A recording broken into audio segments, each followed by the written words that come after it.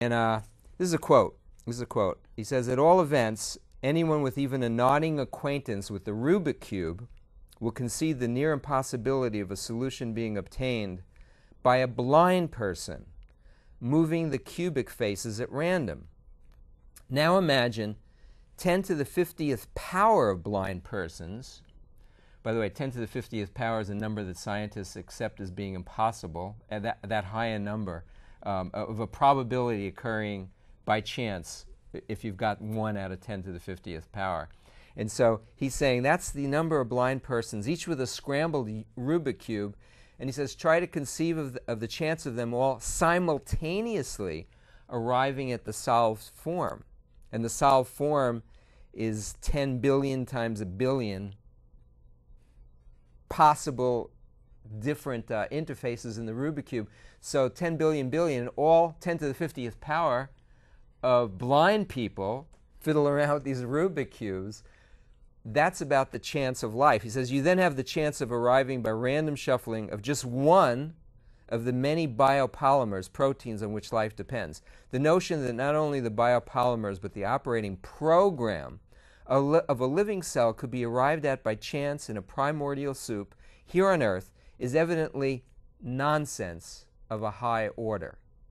Life must be plainly a cosmic phenomenon. And Gramsci went on to say that he believes that there's a creation now because there's no evidence for the scientific evidence. There's no other goes against it. explanation.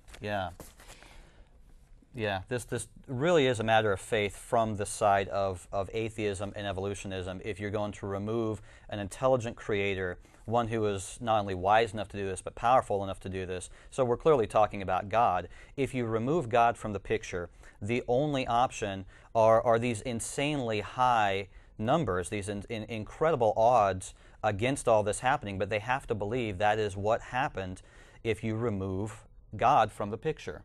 So it really is a matter of faith. Yeah, one of the things that I find fascinating with this, and this actually makes this a lot worse. I don't know if Sarfati's going to talk about this, but in the course of, well, when we do this in the labs, when we mix chemicals and try to come up with some of these things in the labs and such, a lot of the byproducts, a lot of the things that the chemicals mix and produce that we don't really want them to, that's not what we're looking for, but a lot of these byproducts are actually, they inhibit the products that we want, so they make it worse. So if you take this back to natural setting, primordial soup or what have you, and these things randomly mixing, and let's say they're coming up with about the same random mix of chemicals that we're finding in our labs, well, there you've got all of these chemicals, maybe a few of them are useful, but you've got so many more that inhibit or destroy the useful ones.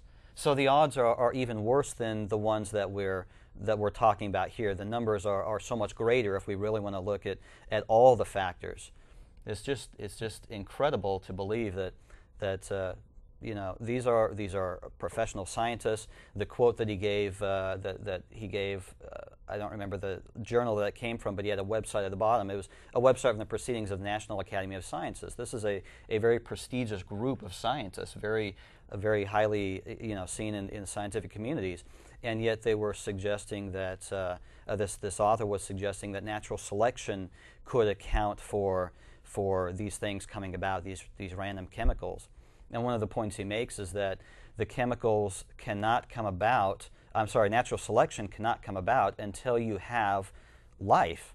Because in natural selection you have to have generation after generation slowly changing, maybe for the better, maybe for the worse, but natural selection, natural processes will weed out the less fit, and the more fit will survive and pass on their beneficial traits to future generations.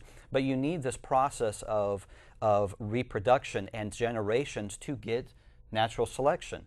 So before you have the first cell, you have no reproduction, you cannot have natural selection. And yet he suggested this, and Proceedings of the National Academy of Science published it, and it's really a meaningless excuse is what it is. It won't work. And he's talking about 256 enzymes, which are basically proteins. Catalytic proteins. And the average protein size is about a chain of over 300 amino acids. They're typically hundreds. And he's saying, let's say we've got 10 of the amino acids out of the 200 or 300 or whatever for each of the Being very generous. Very generous. It's usually about 100 that have to be in fixed places, exact places. You know, it's utterly impossible. And these things are needed for life because they speed up processes that are necessary for life millions and millions of times. So besides the you know, where are you going to get all this? It's utterly impossible. You know, and the proof for God in Isaiah 41:21 through 23, God says, if you're God, show it by telling the future. And he means that by 100% accurately. He repeats himself 3 times there. And he says, show it by telling the future. And he says, there's no other one but me, and I'm going to do it. And so we have Iran right now, which is a major enemy of Israel. And the Bible says that after Israel comes back as a nation, that Iran is going to be at the focal point with the country furthest most north of the Black Sea, which is Russia, which in the Bible, in the King James, the pronunciation is Rosh, and Tobolsk is there too.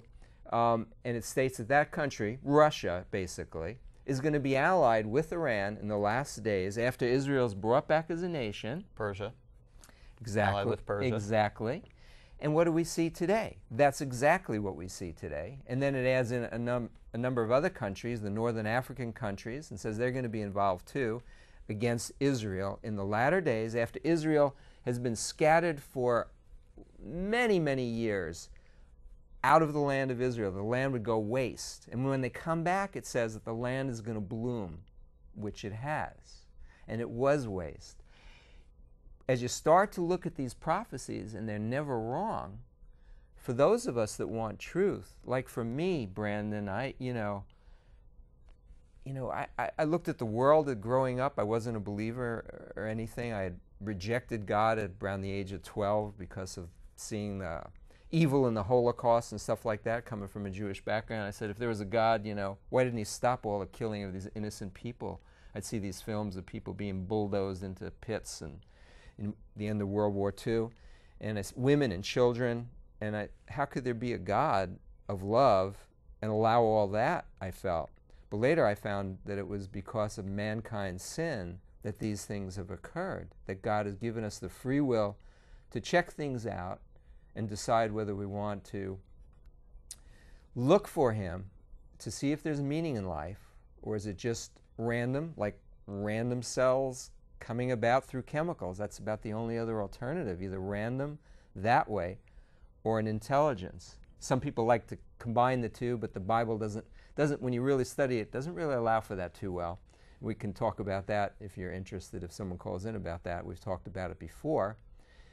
So God says, I'm going to tell the future 100% accurately. And this blew me away. And later I found that Isaac Newton, Michael Faraday, Robert Boyle, they became believers just the same way that it solidified it for me. They said, there's no way these prophecies could have come about by chance, Brandon.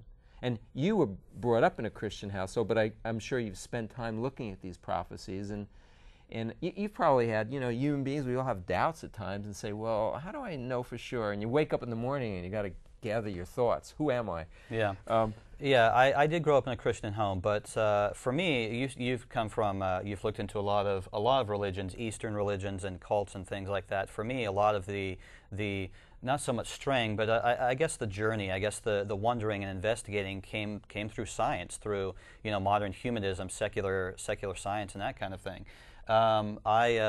I grew up loving science. I've studied science for as long as I can remember. And of course, you go to the science books and you go through public schools, which I did, and they teach and teach and teach evolution. This is the way it is. There was no God involved, etc. And so that clearly conflicted with what I read out of the Bible. In the beginning, God created the heaven and the earth. So that was something that I had to investigate, and I've spent nearly 9 years now really digging into this. I've devoted my life, I suppose you could say, to this particular investigation, and I've also looked into apologetics. I've just come to love the Bible and the history and just scholarship in general. I have looked at apologetics and the history, archaeology, and things like that.